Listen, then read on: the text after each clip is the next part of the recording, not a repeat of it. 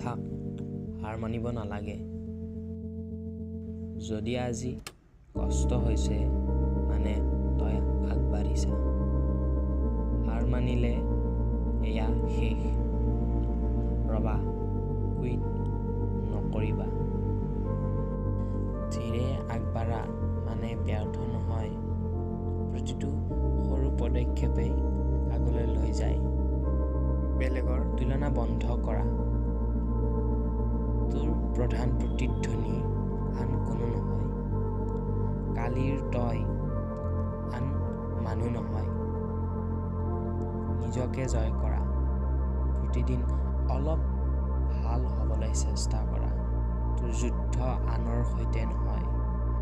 U versus you every day. প্ৰতিদিনে অলপ ভাল হ। প্ৰতিদিনেই কষ্ট কৰ। এইটোৱেই বিজয়।